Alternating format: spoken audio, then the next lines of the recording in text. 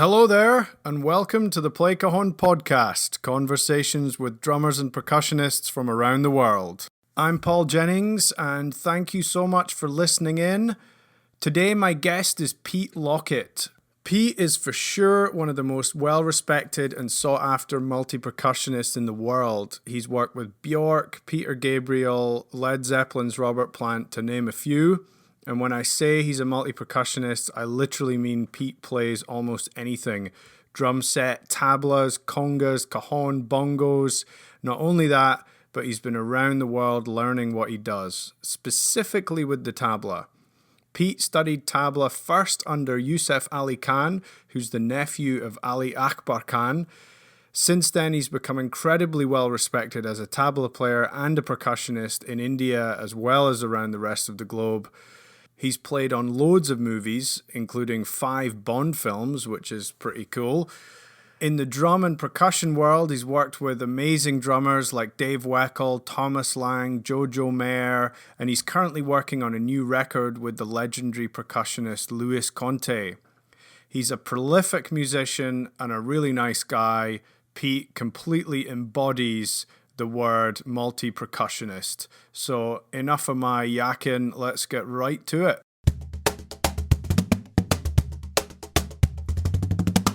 Pete, thanks so much for joining me, man. How are you doing today?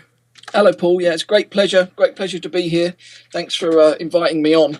No, thank you, man. I think we met very briefly at the Remo booth at NAMM and spoke for about 10 minutes last year.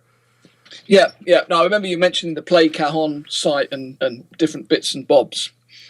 Yeah, totally. Well, yeah, I'm delighted to have you here. In terms of percussion, multi-percussion, I guess if the way I kind of think of you is if people look back 100 years from now and read under the chapter multi-percussionist, you'd probably be at the top somewhere. You know, I mean, that'd be nice. I would say you very, very much embody the multi-percussionist word. Yeah, well, I've always been fascinated by rhythms and instruments and techniques from all over the world, and it's kind of been a natural thing rather than a preconceived thing that I've started out to try and achieve. It's just come about naturally from my different interests in all this, stuff that I'm lucky enough to cross paths with. So, yeah, I'm very fortunate to have been exposed to so many amazing musics and amazing musical techniques and musicians. Yeah, I mean, I guess like I look at your website and it's fascinating to see like just all of the different drums you play and all of the lessons that you have out there. And I believe you started as a punk drummer. So how did all of this like interest in multi-percussion begin with you? I know, it's mad, isn't it? Yeah, I started very late at 19. Started playing, like just walking past a drum shop one day and I saw a sign for a drum lesson and went in and got really, obsessed with it pretty quickly. Yeah. And joined a band pretty quickly. And that was it. That's what I wanted to do. Immediately knew that's what I wanted to do with my life, So were you like, oh, I'm a drummer, I'm a kit drummer, and were you just like not really tuned into percussion at that time? Exactly. Yeah. I mean, it was entirely drum set to begin with, and then I come from Portsmouth on the south coast, yeah, and then moved to London for music, obviously, and again was really lucky I came across a free concert of it was the great Zakir Hussain and the late great Ali Akbar Khan, sarod player, Indian musicians, and that's the first time I'd seen something kind of different, and it was amazing. It was so such a powerful thing. I mean, I'd only really been moved by loud rock music up until that point. Yeah. And to be kind of moved like that was mysterious, really. So, I kind of got interested in that. And then a couple of weeks later, there was a free newspaper that came through the front door, and it had fallen open on the mat on a page where it said tabla lessons. So I was like, oh, okay, that's a calling. Oh. Yeah, I guess like that was your path unfolding before your very eyes. Absolutely, yeah, totally by chance. Like Yeah. as I say, it's luck. As much as anything, what you discover, the things you discover in life. Absolutely. Did you like call that number and go for the tabla lesson?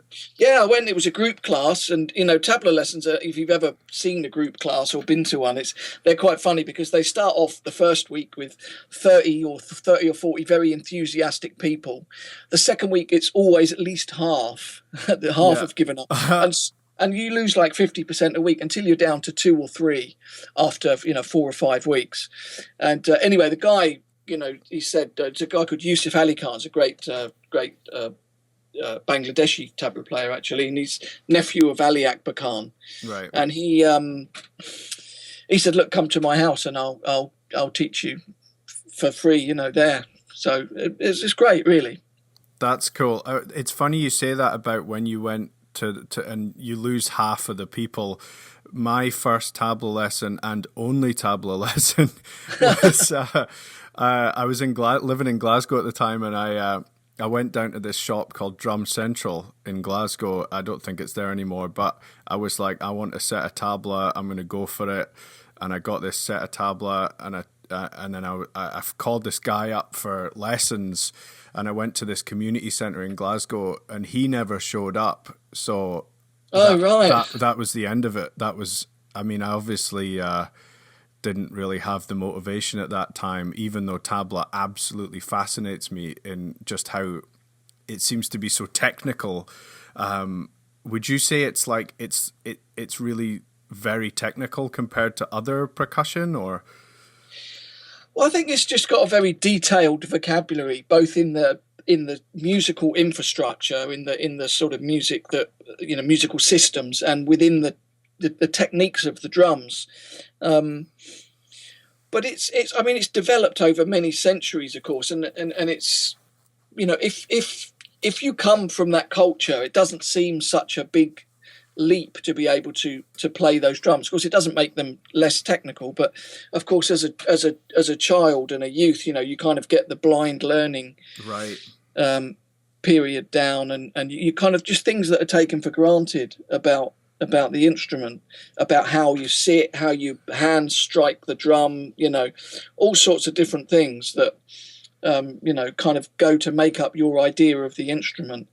But as a Westerner, you come to it and I knew nothing about tabla.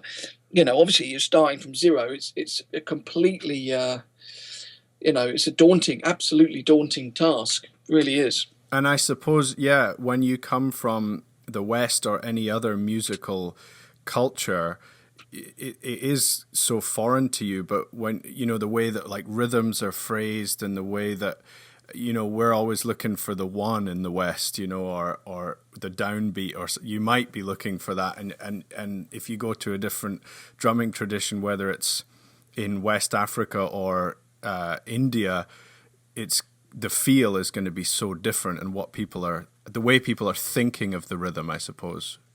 Yeah, I mean, as you travel around the world, it's completely inspiring to see how many different ways there are to the ways people play music, the basic premises of how they kind of structure and approach music making is amazing. It's totally fascinating, and in percussion particularly, I think it gives you, if you want to take that path, it gives you a sort of passport to just learn so many different ways of life. Well, I think if you've got your mind open, and then you can also begin to, as someone who's not from that culture, I mean, I'm not Indian, and I'm not African, I'm not, Arabic, and you can kind of take all those different things and render them into, it's what your personality and where you come from is an incredibly important thing, incredibly important part of your identity, Yeah. And so I think to try and, for me, naturally bring all those influences into a hybrid reflection of my individuality. I think that's the important thing. Yeah, absolutely. That's totally. I would totally agree with that. If coming from where you came from, and you go and explore it, and then you bring it back and you do your own hybrid thing. I think that's like such a cool honor of learning all of these different traditions. But you then brought you brought the Indian rhythms that you'd learned and the techniques back to the drum set, and you actually wrote a book, Indian Rhythms for Drum Set. Where did you come up with the idea for bringing that back to the drum set? Well, a lot of the ideas came out of workshops and how I would teach Indian rhythms, rather than having a course and teaching exactly how you'd need to learn if you were going to play traditional Carnatic South Indian music or traditional Hindustani North Indian music. I kind of had various systems where I would kind of have approaches to get across the general idea of things, and so it basically would give people a set of material that was actually directly applicable and can directly be orchestrated on drum set or percussion or piano or any instrument, really, because we look at the basic core skeletal structures of the rhythm, but of course drum set was my first instrument. I've always loved drum set. I mean, it just so happened that when I came to London, I got known for percussion, detailed percussion stuff. But recently I've brought drum set back into my world, and I'm with Mapex drums, and I've got like a kind of hybrid Trelock Gertu style drum set without a kick drum, used by the foot, and one of the reasons for that is I find if I play drum set, it's kind of cliched sort of, I've just know too much about drum set coming from that culture. It's just what I do is cliched on the instrument, but to have to rethink everything. You've not got a kick drum and you've got like a sub kick played with the hand. You have to rethink everything, and also I can get to some of the lyrical orchestrations that I can find on percussion, which I can't get to that mindset on the drum set.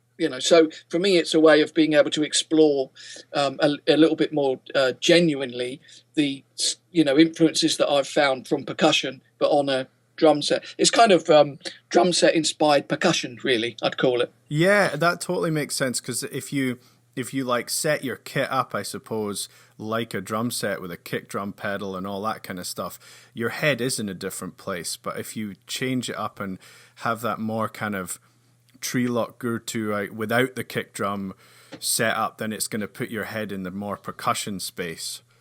Exactly. Yeah. Absolutely. No, I checked out that you did a video, the Mapex video.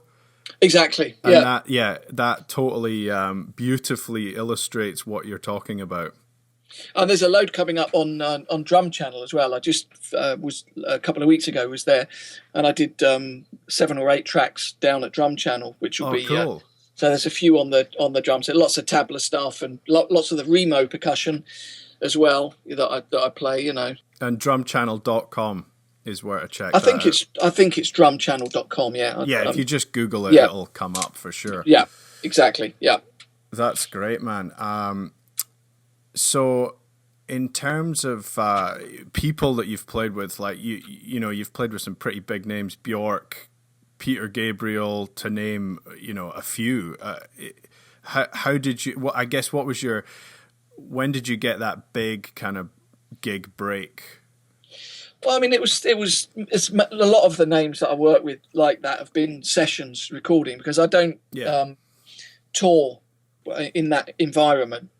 Because you're away for too long, and it takes me away too much from what I really want to do, which is, of course, the solo and the collaborations and different stuff like that. So a lot of that is comes from my session work, which it kind of just developed over years of it's kind of word of mouth. You work with someone, and then they like what you do, especially if you offer something different, and you can you're good at playing with a click and coming up with ideas and having a good attitude as well. I think going into the studio with a bad attitude is you just, people aren't going to book you again. Not that you should be like super like defensive or so naturally kind of just a natural person, really, Just be friendly, nice, and play it cool. Exactly. Yeah, that's such a great piece of advice. I always think about that.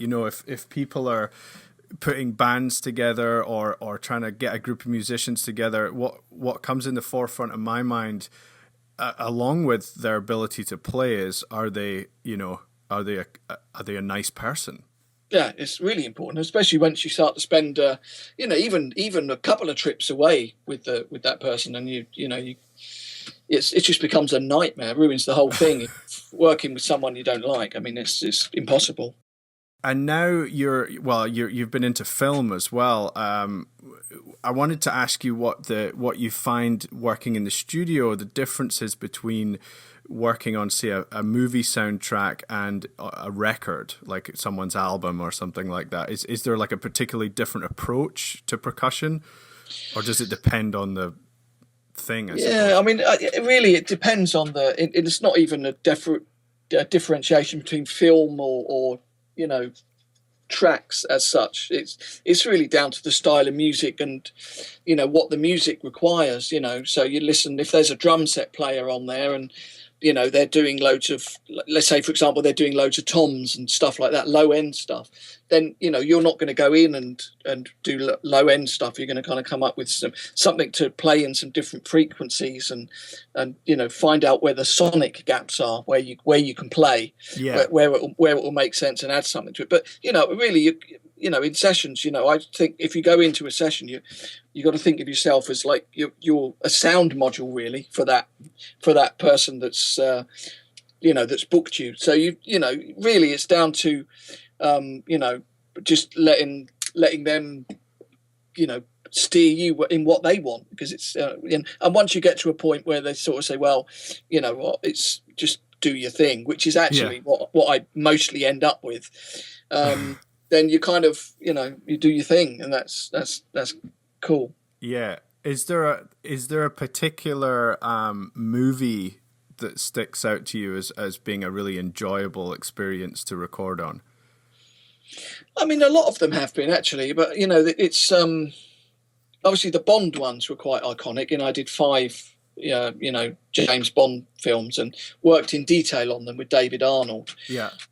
So I mean, they were pretty memorable. It's funny, it's one of those things that as a kid, you watch Bond films and it seems bigger than it is. That's right. But it's very fun. It was great to do them. Really enjoyed that. And what sort of like, say, on one of the Bond films, what were you doing, like a lot of sound effect stuff or soundtrack stuff, or kind of both? Everything, really. I mean, there was incredibly multi-tracked stuff. In fact, it was the first time that I blew the system up in Air Studios, the Pro Tools system, because there was just too much percussion on it. But we had every room full of percussion. I mean, that's the biggest session I've ever done. So we were there for like a week or 10 days and just put like a ridiculous amount of drums on a film. Wow. So just like, and what Bond films would that have been? Just if anyone wants to watch and listen out for you. Well, it wasn't the last 2. It was the 5 before that. So that Die Another Day, Tomorrow Never Dies, World Is Not Enough, Casino Royale, and another one. I can't remember what the other one was. Great. Casino Royale was a good one. Yeah. And what, I guess one of the things I wanted to ask you, whether it relates to percussion or music, but what inspires you as a musician, to keep going at what you're doing? Well, I just love doing it. It's like eating. You never think about what do I do to continue liking to eat. I mean, you like to eat, and you like to listen to music, and for me, it's just like part of my DNA. I actually mainly playing and performing and creating music. I don't really listen to that much, actually. Mainly because I'm always kind of working on something or doing something, but it's not something I really think about. It's just something that I love doing. And I think if you woke up one day and you didn't love doing it, you'd have to kind of say, well, maybe I'll stop. You know, I think it's a natural thing. If you naturally love doing it, and you know, I think it's important to have a good philosophy, you know, and not be trying to you know, be the best, or trying to be you know, really super fancy technical sort of. You know, just doing it because you love it, and you know, if you're interested in technique, then that's going to steer you a little bit towards technical things. It's a bit like someone being interested in maths. You know, you kind of interested in maths, but it's people aren't doing that simply to be clever. They're something they're interested in. You know, so all the things that you're interested in go into the melting pot that makes up your playing, and makes up your what you are. You know, your personal identity and you know, personality.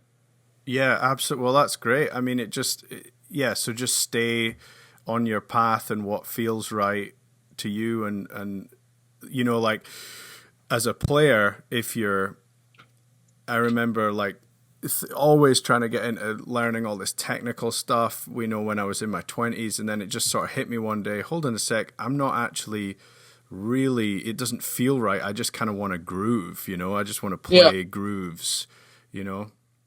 But they're not mutually exclusive, of course. I mean, it's one of those things where, you know, you can look at some of that stuff. At the end of the day, you've got to work out what it is you want to do. You know, if you're gonna build a house, you know, you buy, you know, all the things you need to build a house. But if you're not going to put a swimming pool in, you're not going to buy tiles for the swimming pool. Right.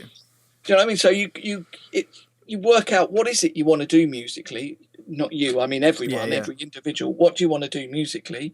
And, you know, cut the suit to, you know, tailor the suit to that, really. Work out what it is that you enjoy. And if someone enjoys, you know, as a rock drummer, just likes playing rock, then fine. You know, they go out and they're playing in a band and they're happy, you know, doing that thing. You know, I think a lot of people look too much at external, you know, pressures and external requirements of the other, you know, but like I must be so good at rudiments if I'm going to be a good drummer, that kind of thing.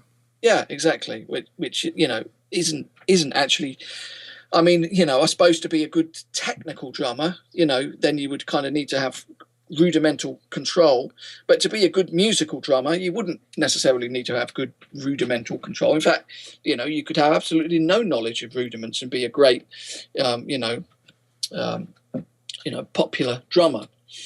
But it's just work out what it is you want to do with music, and then you have to work towards that, you know. But it's important to work towards things and to push yourself and to, you know, try and push your boundaries and you know, develop. Otherwise you stagnate. Yeah, absolutely. Well, by the looks of your website, I don't think there's any sign of you stagnating anytime soon. Well, I keep me going. You know, always working on new things. I'm just working on a new duo album with Luis Conte. Oh, cool. And that's what I'm doing at the moment, mixing tracks and putting stuff together and you know, working out how to, you know, it's the first time I've worked in detail with like a kind of Cuban based you know, project. So it's not, you know, you have to take into account the kind of rules and regulations that are within that, but then also to, you know, create open avenues and to build a bridge between that and, say, for example, some of the Indian ideas or West, you know, other Western ideas, or, you know, different things. So that's a great challenge. It's a really exciting project to do. Well, that's cool. So how did you and Lewis get to? Were you just friends and you decided, or was there like a specific? Yeah, I mean, we've known each other for quite a while. And then when I was in LA doing the drum channel thing, you know, we spent some time. I was recording with Thomas Lang, and he came over because he lives nearby, and we just hung out quite a bit, and you know, and then, you know, we started, you know, looking at that project. So yeah, it's great. What's the creative drive of that project? Is it like mostly percussion, or have you got all kinds of different musicians playing on that as well? It's a mixture, yeah. I mean, there's percussion, but, you know, I've got Indian singers and bansuri players, and it's quite a mix. It's quite a mix of stuff. It'll be quite an interesting record when it comes out. I'll guarantee you that. Oh yeah. So is there a release next year or the year after release time in mind? No, it's the canvas at the moment. Okay, cool.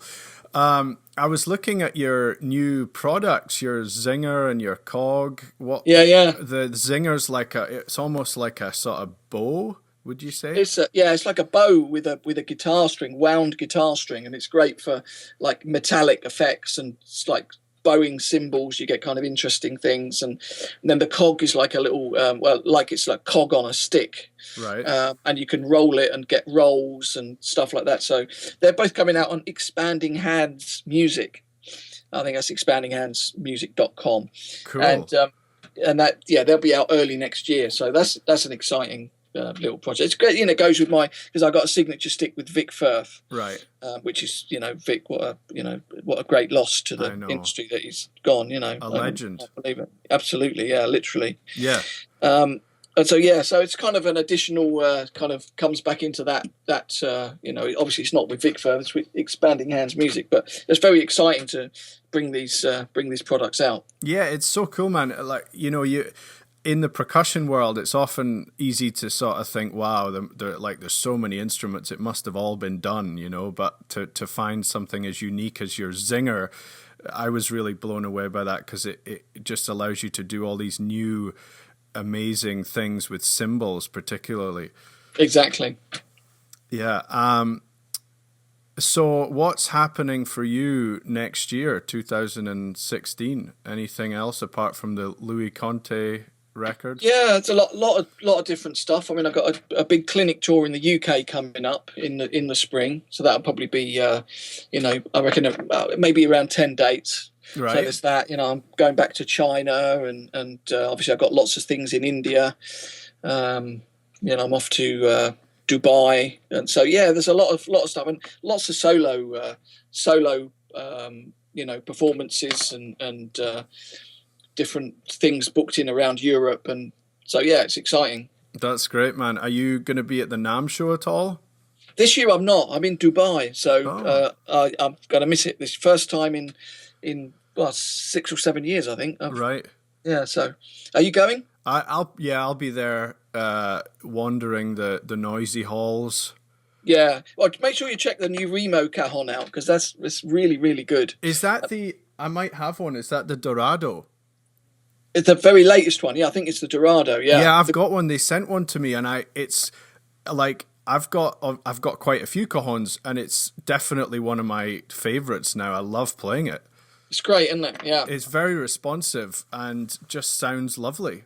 Yeah, it's amazing. Very cool. Slightly thinner front surface. Actually, I was at saw with Alex Acuna in LA. He's got a cajon that's like a Peruvian. It's like two cajons wide. Oh. And you sit on it and you play either side. Oh yeah, I think I've seen that thing. Yeah. Yeah, absolutely amazing. Like really thin surfaces, just like the bass end on it. It's just ridiculous. That's really cool. Yeah, totally. As far as I'm concerned, the thinner the playing surface, the better. Yeah. On the cajon, because you can just get, it can be really responsive then. Absolutely. Yeah. Do you play a lot of cajon? I suppose I should ask that. Yeah, that's true. Yeah, they're quite a lot, because it's one of those things where it's an instrument that kind of easily takes some of the hybrid techniques, like the split hand technique, and some of the different techniques that you find in different world percussion. So it's kind of a good receptacle for that, and it's one of those things that it kind of doesn't sound culturally specific. So, for example, if you play tabla or you play darabuka or rick or frame drums, they're culturally specific at the moment. Mm-hmm. Until there's a wider exposure in popular and Western music, they'll remain kind of fairly culturally specific.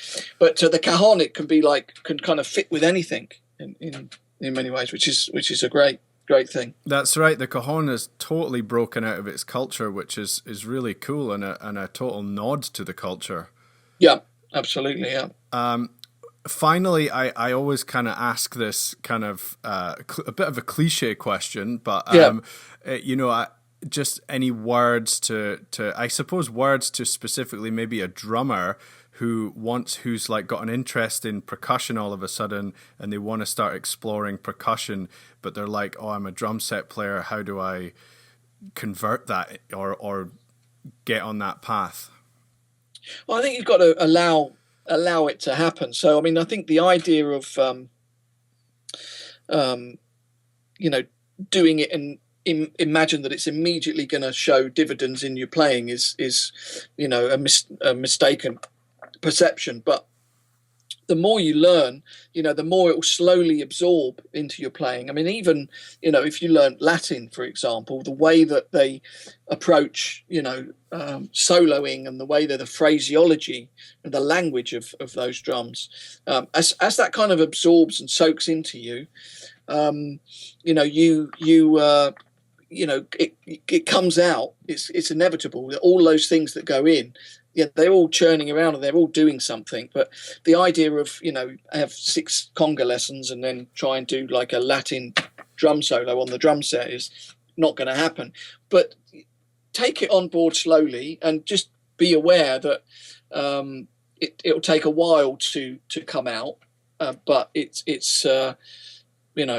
it will do. The more you learn, the more those influences build up what you are as a person, not only in music, in life. Everything that you study and you take on board as influences, either as a person or in the way that you work or whatever. That it all comes out and builds the person that you are, or the musician that you are. That's great, man. Well, Pete, thanks so much for joining me. Thanks for your words of wisdom and what's going on with you. It's been totally fascinating and interesting to hear your journey. Great, thanks, Paul, and keep up the good work with PlayCajon, and it's all positive to see all that stuff you're putting up. Thanks so much, man. Well, I hope to see you soon. Take care of yourself. Definitely. See you, Paul. Bye-bye. Thank you so much for listening to the PlayCajon podcast. Make sure you check out Pete's website, petelockett.com, where you'll find all of his happenings, free lessons, his records, whatever you need to know about the great man. Check out his Facebook page, which is pete.lockett.percussion, and his Twitter, which is Pete Lockett. Also, make sure that you subscribe to the PlayCajon podcast on iTunes, and also you can get all the latest episodes on playcajon.org. Till next time, take care of yourselves.